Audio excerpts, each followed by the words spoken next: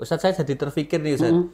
Tadi terkait Pak Wagiso mencontohkan kepada kita ada yang merasa kurang tepat kemudian diulangi. Nah, ketika kita mengulangi ini mulainya dari mana ya Ustadz ya? Apakah satu huruf di depannya atau bagaimana atau seperti apa ini Ustadz? Saya kita kan kadang juga yang belum mampu bahasa Arab juga ini satu katanya di mana gitu Ustadz. Itu ada tips Ustadz? Takon lagi online.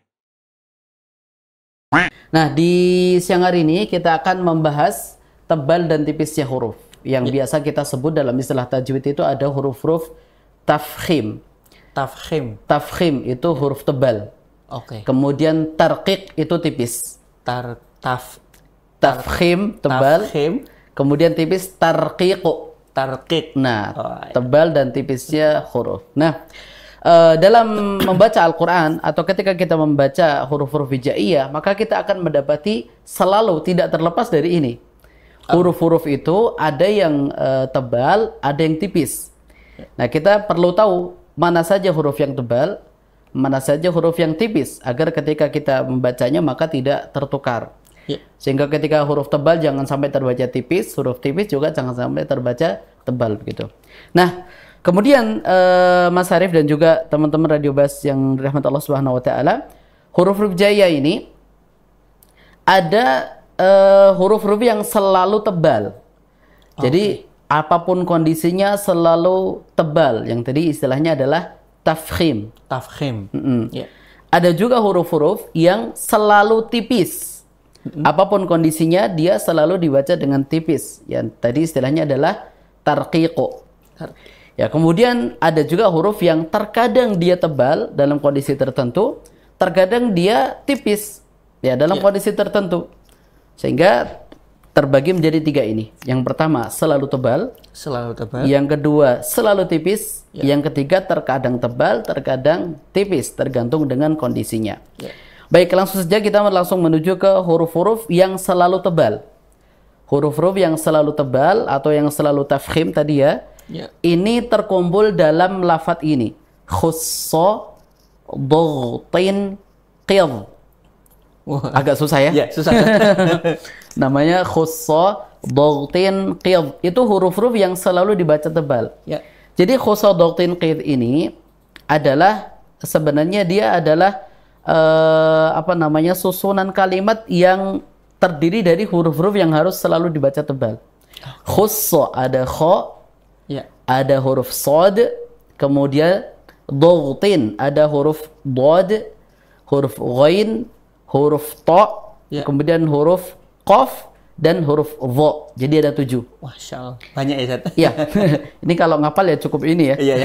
Jadi ada 7 huruf yang memang ketika dibaca apapun kondisinya dia selalu tebal. Jadi dia tadi dia mempunyai sifat bawaan namanya tafkhim. Selalu tebal. Ya tadi 7 hurufnya barangkali harus kita ulang biar pada hafal ya. Meskipun mungkin susah hafalnya. Khussa, dhaghtin, qidh.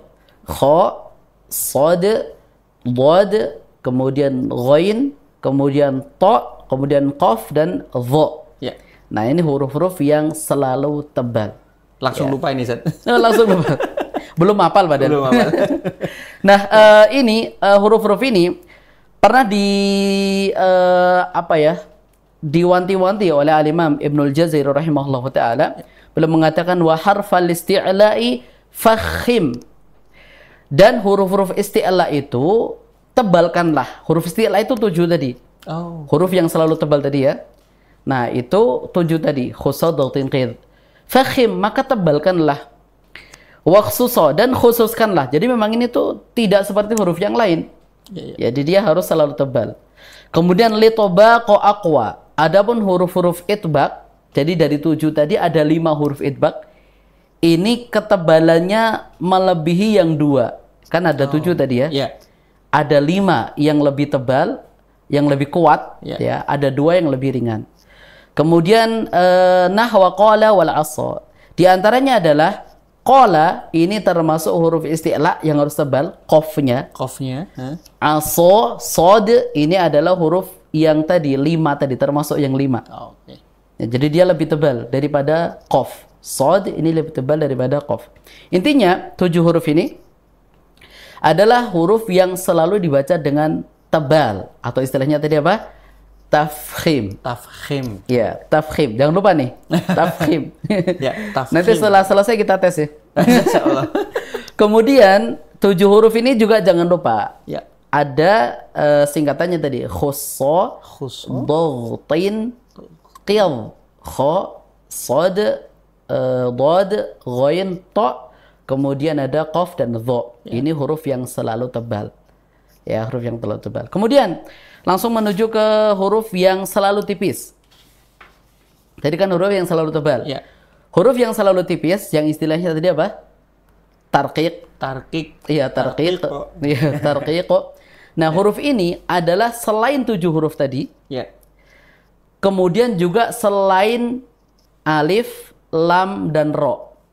Oh, maksudnya semua huruf hijaiyah kecuali kecuali 10 berarti ya. Oh, kecuali 10 kecuali ya. 10. 7 plus alif, lam, ro. Nah, semua huruf hijaiyah selain 10 itu tadi, ya, maka dia masuk dalam huruf-huruf yang selalu tipis, yang selalu dibaca dengan tipis. Ya, contohnya banyak, huruf ba, kemudian huruf ta, ya, huruf sin, huruf shin, huruf apa lagi? Misalkan jim, ha, kho. Nah ini kho tidak ya? Kho masuk ya. Ya masuk tadi ya. Jim, ha, dal, dal. Ini termasuk huruf-huruf istifal atau huruf-huruf yang selalu tipis. Ya, jadi selain 7 plus 3. Kalau 7 tadi selalu tebal, yang 3 ini masuk di kategori yang ketiga. Kadang dia tebal, kadang dia tipis. Tergantung kondisi tadi. Tergantung kondisi. Kondisinya apa? Nah, sekarang kita bahas. Masya Allah, ya, jadi kita sedikit mengulangi ya. 7 selalu tebal, kemudian 3 kadang tebal, kadang tipis. Sisanya tadi berarti selalu tipis. Nah, 3 tadi yang kadang tebal, kadang tipis. Yang pertama adalah huruf alif, lam, dan ro. Huruf alif ini kadang dia tebal, kadang tipis. Kapan kondisi huruf alif ini tebal? Yaitu ketika sebelumnya hurufnya tebal. Ya, misalkan kita ambil salah satu huruf yang tebal dari yang 7. Tadi apa berarti? Saya bayangkan ada kata mungkin ya hu, to, a gitu ya saja. To, misalkan to ya. Nah, to ini bisa tebal, alifnya ini bisa tebal karena ada huruf to. Misalkan dalam lafaz tola. Nah, ini alifnya di mana nih? Panjangnya itu. Tola itu kan to, fathah, kemudian ada alif. Yang membuat to itu panjang kan alifnya. Nah, alifnya ini menjadi tebal karena ngikut to. Tola. Kan kita tidak baca dengan gini. Tola. Nah, tebal itu lebih ke o. Tola. Ikut huruf sebelumnya. Nah, begitu, mengikut huruf sebelumnya. Misalkan huruf tebal yang lain, misalkan qaf, qola. Ko yang panjang itu, ko yang bikin panjang itu kan alif. Nah, dia selalu mengikuti huruf sebelumnya sehingga jadi tebal. Contoh yang tipis, misalkan dalam lafaz dana, atau misalkan saqo, sa, nah, itu kan panjang. Yang bikin panjang itu alif, dan alifnya tipis karena huruf sin termasuk huruf tipis. Begitu. Bisa dipahami nih, Mas ya? Sudah mulai masuk dikit-dikit, Ustaz. Intinya huruf alif, ya, dia tebalnya kapan? Ketika sebelumnya huruf tebal. Yang 7 tadi. Kemudian huruf alif dibaca tipis kapan? Ketika sebelumnya huruf tipis. Itu kondisi alif. Kemudian huruf yang berikutnya, yang kadang tebal, kadang tipis adalah huruf lam. Huruf lam ya. Huruf lam aslinya dia huruf tipis. Aslinya dia huruf tipis. Lalilu itu tipis. Kalau kondisi lam di huruf lam itu selain di lafadz Allah, lafdzul jalalah, lam selain di lafdzul jalalah itu selalu tipis. Ya, pokoknya selain di lafadz Allah. Nah, huruf lam kadang tebal, kadang tipis itu hanya berlaku pada lafadz Allah. Pada lafadz Allah. Kapan tebal? Yaitu ketika sebelumnya fathah atau dhammah. Misalkan Allah. A fathah. Nah, lamnya kan jadi tebal. Allah. Kan kita dibaca dengan Allah. Tapi Allah. Kemudian kapan lam itu dibaca tipis di lafdzul jalalah ketika sebelumnya kasroh. Bismillah mi kasroh millah lah pendek tipis. Begitu. Kemudian ketika dhammah dibaca dengan tebal, misalkan Rasulullah. Nah, jadi huruf lam kapan tebal, kapan tipis ini hanya berlaku pada lafadz Allah. Kemudian kapan lafadz Allah dibaca tebal? Ketika sebelumnya fathah dan dhammah. Kapan lafadz Allah dibaca tipis? Yaitu ketika sebelumnya kasroh. Nah, itulah kondisi huruf lam. Kapan tebalnya, kapan tipisnya. Kemudian huruf ro, kapan tebal, kapan tipis, ini pembahasannya panjang. Jadi kita akan bahas di kesempatan yang akan datang saja. Mungkin pertemuan depan mungkin ya. Siap, karena huruf ro itu sendiri kadang tebal, kadang tipis, kadang boleh tebal, kadang boleh tipis. Oh, ada banyak tempat ya? Iya, jadi kalau lam tadi cuma di lafdzul jalalahnya. Betul. Kalau alif kan juga tadi simple. Kalau sebelumnya hurufnya tebal, maka dia tebal. Kalau sebelumnya tipis, maka dia tipis. Kemudian kalau ro ini yang agak lebih butuh butuh pendalaman lagi. Karena kadang ro itu tebal, kadang tipis, kadang boleh tebal, kadang boleh tipis, dan itu kondisinya lebih banyak daripada dua huruf tadi alif dan lam. Ya kira-kira begitu, Mas Arif, untuk pembahasan kita di kesempatan siang hari ini. Semoga bisa dipahami ya. Insya Allah. Nanti kalau tidak bisa dipahami, bisa kemudian yang kita japri. Siap. Baik, semoga juga mempermudah nanti untuk belajar sahabat-sahabat di rumah ya, Ustaz ya. Tadi terbagi jadi ada pembagian huruf tebal, kemudian tipis ya, Ustaz ya. Tebal tipisnya ini terbagi ada beberapa huruf lagi gitu ya. Yang tebal ada 7. Selalu tebal. Yang selalu tebal ada 7. Kemudian bisa tebal, bisa tipis. Tadi ada 3. Alif, lam, dan ro. Sisanya selalu tipis ya, Ustaz ya. Masya Allah.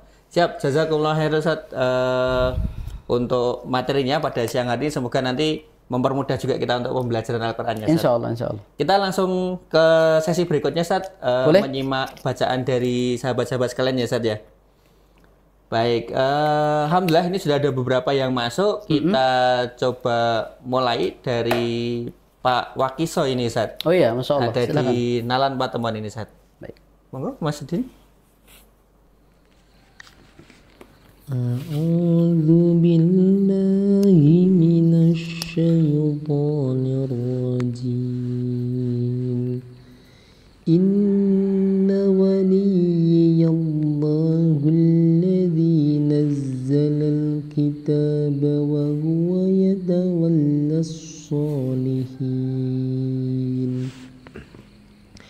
والذين تدعون من دونه لا يستطيعون نصركم ولا أنفسهم ينصرون وإن تدعوهم إلى الهدى لا يسمعون وتراهم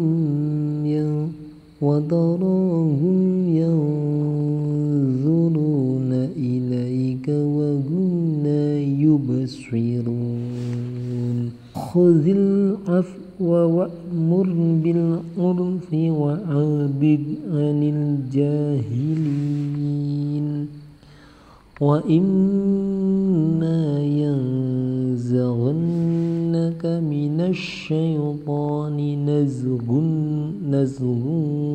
فاستعذ بالله إنه سميع عليم إن الذين اتقوا إذا مسهم طائف من الشيطان تذكروا فإذا هم مبصرون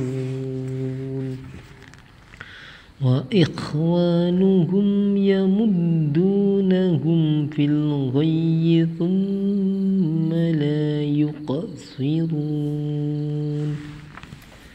وإذا لم تأتهم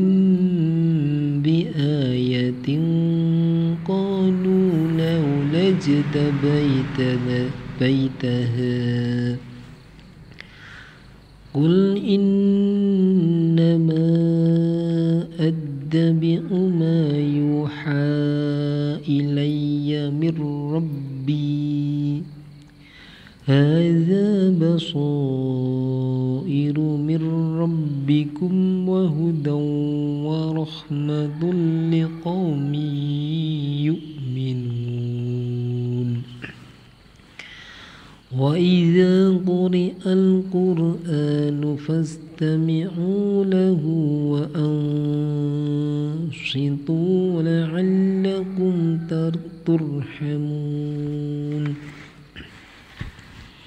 واذكر ربك في نفسك تضرعا وخيفة ودون الجهر من القول بالغدو والآصال ولا تكن من الغافلين إن الذين عند ربك لا يستكبرون عن عبادته ويسبحونه وله يسجدون Sadaqallahul azim. Ya, Masya Allah Pak Wagiso ya, yang ada di Nalan Patemon. Masya Allah bacaan beliau gimana Mas? Lancar ya? Lancar, Zat. Enak ya didengar ya, Masya Allah.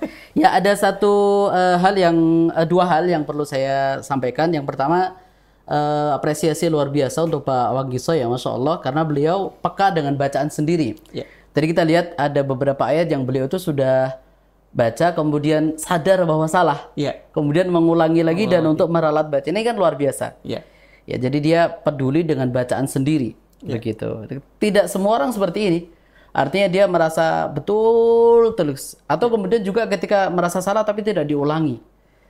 Ya itu kan dari sisi adab agak bagaimana begitu ya. Nah ini beliau Masya Allah mencontohkan kepada kita, beliau sepertinya kurang yakin dengan bacaan tadi, maka kemudian beliau ulangi lagi begitu. Ini luar biasa nih. Insya Allah. Kalau anak-anak sekarang nyebutnya another level. Gitu. Kemudian yang berikutnya yang kedua tadi Pak Wagiso ada satu yang sedikit kurang sempurna Bapak, yaitu di minal qawli di ayat bawah di 205. Jadi wadhkur rabbaka fi nafsika tadarruan wa khifah wa dunal jahri minal qawli. Nah di sini Bapak tadi untuk wawunya qawli tadi wawunya kurang sempurna. Sehingga tadi seperti terbaca minal qawli gitu. Harusnya kan minal qawli. Jadi disempurnakan untuk wawu sukunnya yang sebelumnya fathah. Ya, ini sifat lin seperti ini. Qawli, jangan ko tapi qaw. Ini lebih disempurnakan. Ya Masya Allah begitu Pak Wagiso ya di Nalan Patemon. Barakallahu fiik wa jazakumullahu khairan. Bacaannya Masya Allah bagus sekali. Semoga Allah Subhanahu wa taala senantiasa memberikan kemudahan dan keistiqomahan dalam belajar Al-Qur'an. Amin ya rabbal alamin. Jazakumullahu khairan kepada Pak Wagiso ya di Nalan Patemon nih. Ustaz, saya jadi terpikir nih Ustaz. Tadi terkait Pak Wagiso mencontohkan kepada kita ada yang merasa kurang tepat kemudian diulangi. Nah, ketika kita mengulangi ini mulainya dari mana ya Ustaz ya? Apakah satu huruf di depannya atau bagaimana atau seperti apa ini Ustaz? Saya kita kan kadang juga yang belum mampu bahasa Arab juga ini satu katanya di mana gitu Ustaz. Itu ada tips Ustaz? Ketika berhenti di tengah ayat ini kan beberapa kondisi ya. Kondisi yang pertama memang itu kondisi darurat. Misalkan kondisi tidak tiba-tiba batuk atau tiba-tiba bersin, itu kan darurat tuh, begitu. Kemudian ada kondisi yang sadar dia berhenti di situ. Ya, dia kondisi sadar dia memang memilih berhenti di ayat tersebut atau di lafaz tersebut. Dalam kondisi sadar dia satu ayat ini kayaknya saya nggak mampu nih, akhirnya dia memilih untuk berhenti di lokasi tersebut. Nah, yang seperti ini, yang kondisi yang kedua tadi, ini namanya waqaf ikhtiyari. Waqaf ikhtiyari itu kita milih berhenti di mana. Kalau yang pertama tadi namanya waqaf idtirari, berhenti karena darurat. Karena darurat. Nah, yang ditanyakan Mas Arif itu lebih ke waqaf ikhtiyari. Ketika berhenti nanti mengulangi dari mana, kan begitu. Nah, kondisi seperti itu erat kaitannya dengan bahasa Arab sebenarnya, Mas. Kondisinya sangat erat dengan bahasa Arab. Makanya ketika berhenti itu juga jangan sembarangan. Ya. Ketika memulai juga jangan sembarangan. Ya khawatir nanti terjatuh dalam atau berhenti pada lokasi ayat atau memulai pada ayat yang di situ justru membuat maknanya menjadi rancu. Oh. Contohnya misalkan begini. Ada lafaz laqad sami'allahu qaulal ladzina qalu innallaha faqir wa nahnu aghniya. Di situ Allah Subhanahu wa taala firman, sungguh Allah Subhanahu wa taala telah mendengar perkataan orang-orang yang mengatakan bahwasanya Allah itu fakir, miskin, dan kami adalah orang kaya. Nanti kalau kemudian tiba-tiba kita mengatakan begini, innallaha faqir wa nahnu aghniya. Allah itu miskin sementara kami kaya. Ini kan maknanya menjadi rancu. Oh iya. Begitu kan. Makanya memulai dan mengulangi berhenti dan memulai lagi itu tidak boleh berada di atau memulai dari lokasi yang sembarangan. Nah, kemudian tipsnya bagaimana? Sebenarnya yang pertama pahami bahasa Arab. Ini kuncinya sebenarnya, Mas. Oh iya.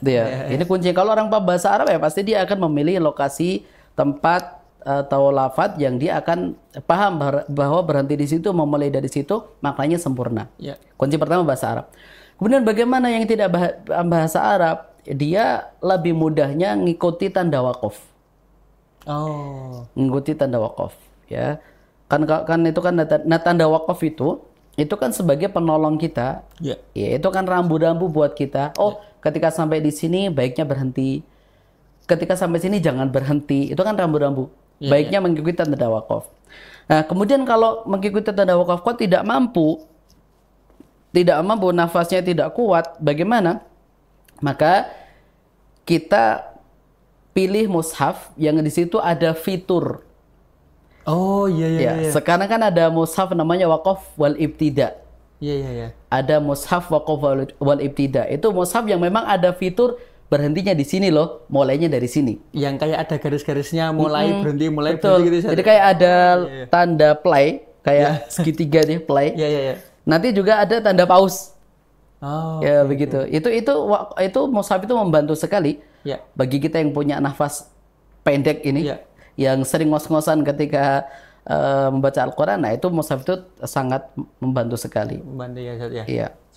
Terus kalau belum punya bagaimana Ustadz? Wah ya ini agak repot karena belum paham bahasa Arab. Ya. Iya. Sehingga mau nggak mau harus bahasa Arab. Kemudian sebenarnya alternatifnya yaitu yang terakhir itu menyetorkan bacaan di depan guru. Oh. Ya, kalau misalkan guru offline kita nggak nemu, online kayak gini alternatif. Iya. Makanya saya sama Mas Din ya itu sering kita sering menegur begini ya Mas Din ya. Ini berhenti di sini kurang sempurna. Memulainya dari sini nih lebih sempurna begitu. Saya sering begitu. Oke. Ya, itu alternatif yang terakhir begitu, harus menyetorkan bacaan di depan guru. Tapi karena tidak ada ini Mas, tidak ada patokan harus sekian kata dari tempat berhentinya tadi atau sekian huruf, nggak ada patokannya. Itu tergantung makna. Kembalinya ke makna berarti. Ke makna. Dan makna ini kaitannya dengan bahasa Arab. Bahasa Arab tadi. Ya kunci pertama harus paham bahasa Arab. Bahasa Arab ya saja. Nah, semoga kita dimudahkan ya Ustaz untuk bisa Insya Allah. Amin. Insya Allah. Syukran jazakallahu khairan. Ustaz, kita lanjutkan saja untuk menyimak bacaan dari sahabat-sahabat. Peserta berikutnya ini dari Ummu Faiz Ustaz. Ada di Tawangmangu. Ya, Masya Allah. Lereng Gunung Lawu. Silakan. A'udzu billahi minasyaitonir rajim. Inna waliyallahu alladzi nazzalal kitaba wa huwa yatawallas sholihin. Walladzina tad'una min dunihi la yastati'una nasrakum wala anfusahum yansurun. wa in tad'uuhum ilal huda la yasma'un wa tarahum yanduruna ilaika wa hum la yubsirun khudil afwa wa'mur bil urfi wa'rid anil jahilin wa imma yanzaghannaka minasyaitoni nazghun fasta'idz billah innahu sami'un alim innal ladzina taqaw idza massahum ta'ifun min Innal ladzina taqaw idza massahum ta'ifum minasyaitoni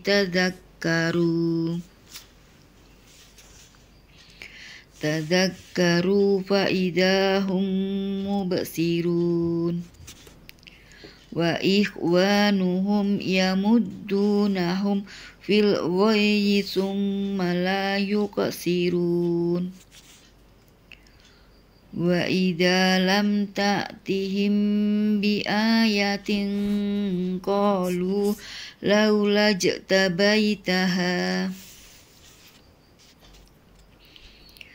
qul innama attabi'u ma yuha ilayya min rabbi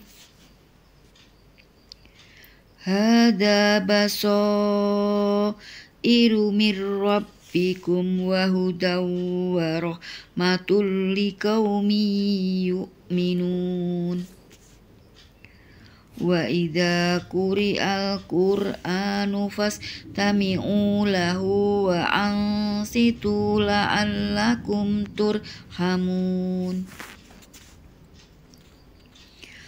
wadhkur rabbaka fi nafsika tadarru'an wa khifatan wa dunal jahri minal qaul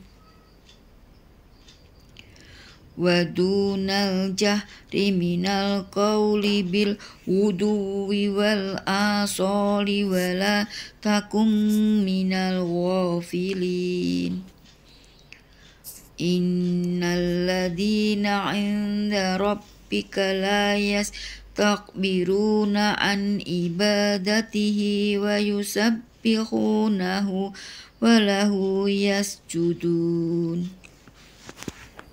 Ya, Masya Allah, Ummu Faiz ya, yang ada di Tawangmangu, lereng Gunung Lawu. Ya, untuk koreksinya Ummu Faiz dari sisi bacaan tidak ada ya. Jadi secara, Masya Allah, secara tajwid tadi huruf-hurufnya juga sudah bagus sekali. Hanya di pengaturan nafasnya saja, Mas Arif. Tadi beliau terdengar tadi suaranya seperti terputus-putus begitu ya. Jadi memang mungkin karena faktor nafasnya pendek ya. Atau mungkin faktor usia dan sebagainya. Kan itu ngaruh sekali ya. Nah, tadi ketika mendapati nafas yang pendek seperti itu, berusaha untuk semaksimal mungkin nanti kemudian memilih berhenti di satu ayat tadi yang kita dibahas di awal. Begitu. Sehingga tidak hampir setiap katanya terputus begitu. Tadi sudah ini ya, sudah ada gambaran menentukan nanti mau berhenti di mana begitu ya, Ustaz ya. Jadi kita sudah menakar dulu. Ya, menakar dulu satu ayat ini kira-kira nanti saya sampainya di mana. Itu kita kemudian sudah menentukan dulu. Intinya ketika kita menyadari bahwa kita punya keterbatasan di pengaturan nafas ketika baca Al-Quran, maka usahakan kita menentukan dulu. Satu ayat itu kita lihat dulu, jangan langsung dibaca terus begitu. Oh, ini saya mampunya di sini ya. Kita tentukan, nanti kemudian kita benar-benar berhenti di situ, baru kemudian mengulangi lagi. Begitu. Baik. Ya, barakallahu fiik wa jazakallahu khairan untuk Ummu Faiz ya. Semoga Allah Subhanahu wa taala berikan kemudahan dan istiqomah dalam belajar Al-Qur'an. Amin. Amin ya rabbal alamin. Syukran jazakumullah khairan untuk Ummu Faiz yang ada di Tawangmangu. Ustaz, terkait dengan pengaturan nafas nih, saya jadi pengen bertanya ini ya mungkin kita ada kendala mungkin ya Ustaz, untuk nafasnya pendek-pendek dan sebagainya. Selain tadi kita menentukan gitu ya Ustaz ya, menentukan kita mau berhenti di mana gitu, ada tips nggak Ustaz untuk melatih biar nafas kita panjang. Nah, kalau Ustadz kan mungkin main bola kita main bola gitu ya. Iya. Itu olahraga ya. Iya, itu ada tips yang lain, Ustadz. Iya, dulu saya latihan saya sendiri. Saya cerita pengalaman pribadi saya saja ya. Apa namanya? Latihannya adalah jadi dipaksa. Oh. Dipaksa. Jadi jangan sampai putus. Yang pertama itu latihannya. Iya. Jadi kita kalau ada istilah itu brand apa itu push your limit gitu. Iya. Ya ada ya. Iya, ada. Nah, itu pokoknya paksa sampai batasmu begitu. Oke. Jadi kita dalam tanda kutip jangan manja. Oh, oke. Jadi jangan kemudian kita apa namanya? Jangan manja. Oh, habis ini padahal mungkin masih bisa. Intinya kita kemudian memaksa sampai di batas yang mungkin kita sudah habis ya, itu baru. Nanti lama-lama itu dia akan terlatih. Itu yang pertama. Kemudian yang kedua, saya dulu latihan saya adalah dengan cara ngaji sambil jalan. Oh, literally jalan gitu Iya, sama literally jalan. Oh, oke. Jadi saya ngaji gitu sambil jalan menuju ke masjid begitu. Jalan sambil ngaji saya. Dan dalam jalan itu saya tanamkan dalam diri saya jangan sampai putus tengah ayat. Oke. Sementara ketika kita ngaji sambil jalan itu kan effortnya lebih, usahanya lebih, ngos-ngosannya juga lebih. Kadang jalan aja udah ngos-ngosan kan. Apalagi udah mungkin ya. Nah, kalau kita nantinya sudah terbiasa ngaji dengan berjalan, dengan tidak berhenti di tengah ayat, maka kita sambil duduk itu lebih enjoy, lebih kuat panjang daripada sambil jalan. Oh. Jadi dua itu sih itu dari pengalaman saya ya. Begitu. Berarti ada faktor ya kita memaksa diri untuk tetap berusaha sambil mungkin tambahnya tadi ya Ustaz ya. Iya. Menambah untuk aktivitas fisik yang lebih gitu ya Ustaz ya. Iya. Masya Gitu. Allah untuk mengatur nafas gitu ya Ustaz ya. Baik, jazakumullah khairan Ustaz untuk nasihat-nasihatnya hari ini dan ilmunya ini Masya Allah waktu ternyata sudah habis Ustaz. Oh, Masya Allah, mengsedih. Iya. Takon, lagi online.